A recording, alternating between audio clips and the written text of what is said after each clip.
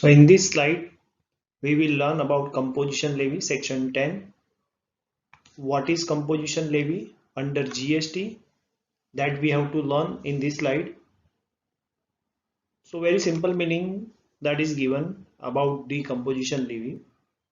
The composition levy is an alternative method of levy of taxes designed for small taxpayer whose turnover is up to rupees 1.5 crore and rupees 75 lakh in few states. The objective of composition scheme is to bring simplicity and to reduce the compliance cost for the small taxpayer. Compliance cost कम हो जाए and simplicity आ जाए tax भरने में, इसलिए small tax payer को ये benefit दिया जाता है. Moreover, it is optional. That means it is not compulsory.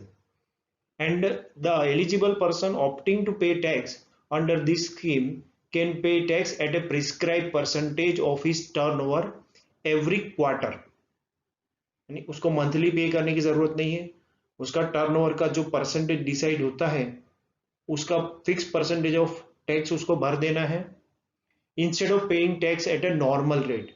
फिर उसको जो नॉर्मल रेट है 12%, 18%, 28%, that will not be applicable. Different rate, very nominal rates are applicable and it is optional.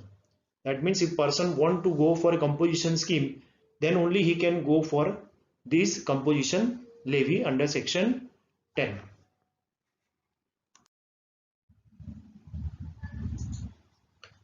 Turnover limit for opting for the scheme. So what is the turnover limit that we have to learn in this chapter? What is the eligibility criteria for opting composition scheme and which are the special category states in which the turnover limit is for composition scheme is different. So for special category state except Assam, Himachal Pradesh and Jammu and Kashmir, limit is rupees 75 lakh. So which are those special category state? Those states are Arunachal Pradesh, Manipur, Meghalaya, Mizoram, Nagaland, Sikkim, Tripura. So for all these states, limit is 75 lakh. But for normal state, Assam, Himachal Pradesh and Jammu and Kashmir, state limit is 1.5 crore. So that means what? Composition scheme is a scheme for payment of GST available to small taxpayer whose aggregate turnover in a preceding financial year did not cross 1.5 crore, and in case of a special category state like Arunachal Pradesh, Manipur, Meghalaya, Mizoram, Nagaland, Sikkim and Tripura, the limit is 75 lakhs. So if person is below this, then he can go for composition scheme. Up to this or below this, he can go for composition scheme.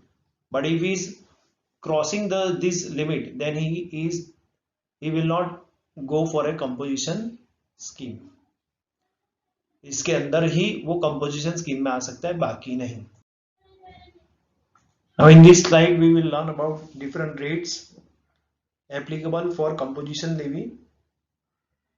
So what is the specified rate for composition levy? So mainly there are two rates, but it is classified into three categories. Manufacturer, other than the manufacturer of such goods as may be notified by the government, that is ice cream, pan masala, tobacco products etc.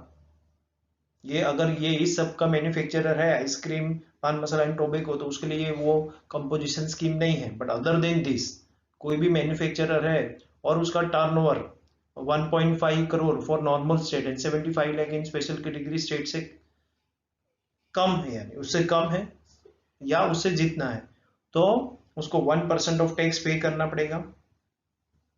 That is half CGST and half SGST and UTGST. अगर वो supplier of food है, that is restaurants service provider है, तो 5%, that is 2.5% CGST and 2.5% SGST. And others means traders or any other supplier eligible for composition scheme. कोई भी traders है जो supply करता है और गुड्स को परचेस करके सेल करता है, या कोई भी पर्सन के जो कंपोजिशन स्कीम के लिए एलिजिबल है, उसके लिए 1% है, that is 0.5% CGST and 0.5% SGST. So these are the rates. One more rate is there, that is 6%, that we will learn in the coming slides. So mainly there are three rates in this. If a person is mainly involving in supply of goods and some part of service.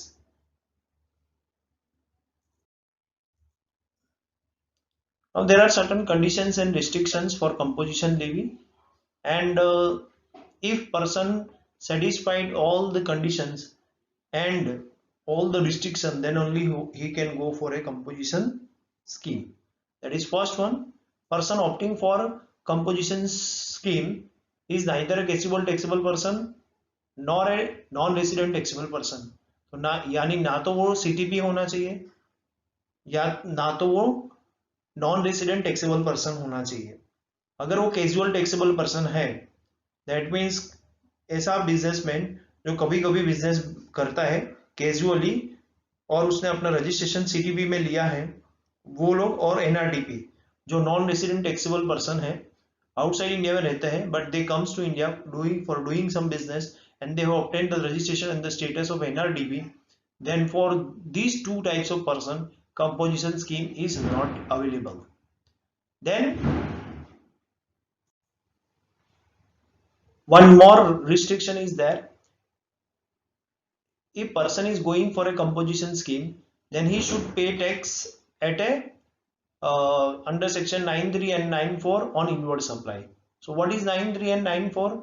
Section 9(3) and 9(4) is nothing but it is one type of reverse charge. So whenever he is purchasing any services on which reverse charge is applicable, or any goods, whenever he is purchasing any goods on which reverse charge is applicable, then he has to pay tax. And at the time of calculating aggregate turnover of composition scheme of composition levy, then this type of inward supply cannot be taken into consideration while you are calculating aggregate turnover for deciding the limit of 1.5 crore or 75 lakh. So this should be excluded because on this he has already paid the tax on under reverse charge mechanism. Reverse charge means when recipient is liable for paying tax. और वहाँ पे goods और services का हमने list पढ़ाई है. Goods means tobacco, tender leaves, cotton, priority lending certificate, these are the goods, and some of the services are GTA service, goods transport agency services, legal services, director services, if director is providing some services to company, so then on this type of service reverse charge is applicable. So this is not to be calculated at the time of calculating limit, aggregate turnover limit for composition scheme. And who was not engaged in the manufacture of notified goods, that already we had discussed. Notified goods like ice cream and other edible ice, whether or not containing cocoa, pan masala, tobacco, and manufactured tobacco substitute. So if he should not involve in manufacturing these goods, if he is involving in manufacturing of such goods, then composition scheme is not for him. Then उसको अपने bill pay लिखना पड़ेगा, हर एक bill of supply पे ऐसा लिखना पड़ेगा कि composition taxable person not eligible to collect tax on supply, ऐसा कंपलसरी लिखना पड़ेगा जिससे कस्टमर को भी पता चल जाएगा कि वो टैक्स नहीं ले सकता.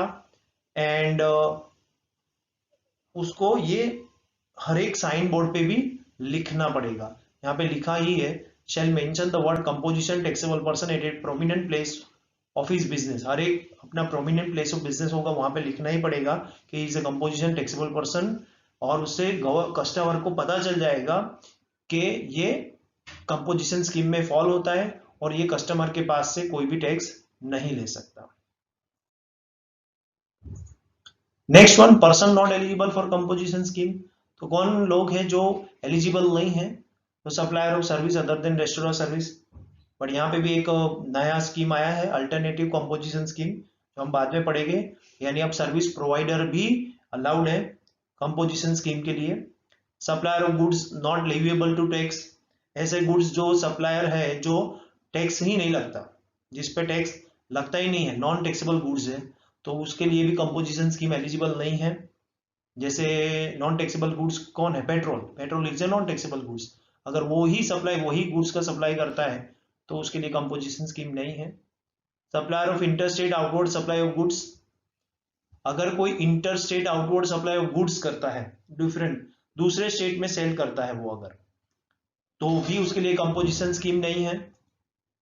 Then person supplying goods through an electronic commerce operator who is required to collect tax at a source under section 52, यानी इलेक्ट्रॉनिक कॉमर्स ऑपरेटर पे वो अपना गुड्स सेल करता है जहां पे उसको सेक्शन 52 में टैक्स डिडक्ट करना कंपलसरी है, उस केस में भी उसको कंपोजिशन स्कीम में वो नहीं जा सकता। And that is manufacture of ice cream, pan masala and tobacco, that already we had discussed, ice cream and other edible ice and pan masala, tobacco, ये सारे अगर वो मैन्युफैक्चर करता है तो उसके लिए कंपोजिशन स्कीम नहीं है। Now next one, a registered person opting for composition scheme is allowed to supply services other than restaurant services along with the supply of goods or supply of restaurant services of value not exceeding 10% of turnover in the preceding financial year in a state or union territory or rupees 5 lakh whichever is higher। इसका मतलब ये होता है कि अगर कोई मान लो कि पर्सन है तो सिर्फ गुड्स का सप्लाई करता है तो उसके लिए कंपोजिशन स्कीम था जब पहले वो इंट्रोड्यूस हुआ तो, but there are so many person और supplier who have oppose that के there are some goods, along with the goods we have to provide some services, so you should allow us to provide certain amount of services. So that is why what they have done, they have allowed them to provide services. So now they have fixed a limit that along with the supply of goods you can supply 10% service, 10% of your turnover. Say let us take one example, if your turnover is 75 lakhs, in this case how much service you can provide? 10% of 75 lakh, that is 7 lakh 50,000 or 5 lakh, whichever is higher. So in this case 7 lakh 50,000, so he can provide service up to 7 lakh 50,000 on 75 lakh turnover. One another example, if his total turnover is 40 lakh, so that means he is supplying goods of rupees 40 lakh total turnover. So now you have to make 10% of turnover and 5 lakh whichever is higher. So 10% of turnover, that is 40 lakh का 10% करोगे तो 4 lakh आएगा and 5 lakh whichever is higher, so 5 lakh. So here he can provide service of rupees 5 lakh. तो इतना service provide कर सकता है वो, बट अगर यही केस में 40 lakh वाले केस में अगर उसने 6 lakh का सर्विस प्रोवाइड किया तो वो कंपोजिशन स्कीम में से निकल जाएगा। So now he will not remain in the composition scheme क्योंकि उसने लिमिट से ज्यादा सर्विस प्रोवाइड कर दिया। तो ये एक गवर्नमेंट ने बेनिफिट दिया कि आप गुड्स के साथ साथ आप सप्लाई भी कर सकते हो, क्योंकि पहले बेनिफिट सिर्फ रेस्टोरेंट सर्विस को ही मिलता था, रेस्टोरेंट सर्विस प्रोवाइडर को भी, और यहाँ पे ऐसा बोला कि there are so many businesses in which along with the supply of goods they have to provide certain amount of services. For them this amendment has come.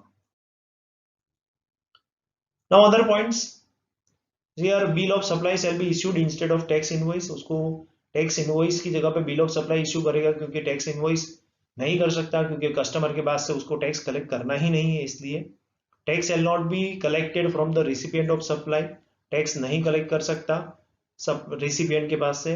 Input tax credit is not available here because government ने उसको benefit दिया है कि आपको बहुत लो amount of tax पे करना है, आपको कोई टैक्स क्रेडिट नहीं मिलेगा।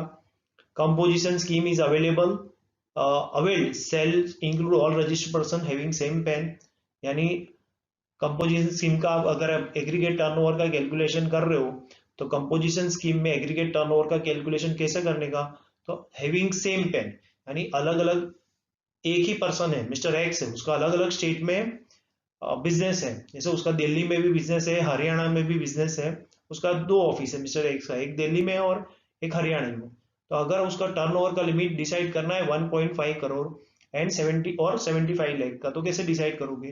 तो दिल्ली का टर्नओवर एंड हरियाणा का टर्नओवर दोनों को मिला के अगर वो क्रॉस हो रहा है 1.5 करोड़ से तो वो कंपोजिशन स्कीम में से निकल जाएगा। अगर दोनों को मिला के उसका कम हो रहा है 1.5 करोड़ से तो वो कंपोजिशन स्कीम में रहता है। तो ये पॉइंट ये बोल रहे हैं कि composition scheme if avail sell include all registered person having same PAN. तो एक ही पर्सन का अलग अलग स्टेट में ऑफिस है या कोई फैक्ट्री है तो सारे बिजनेस का मिला के टर्नओवर कंसीडर करना है, ना कि अलग अलग स्टेट का कंसीडर करना है। Penalty shall be impose in case of irregular availment of composition scheme. अगर इरेगुलर अवेलमेंट होता है तो पेनल्टी लगेगा उस पर।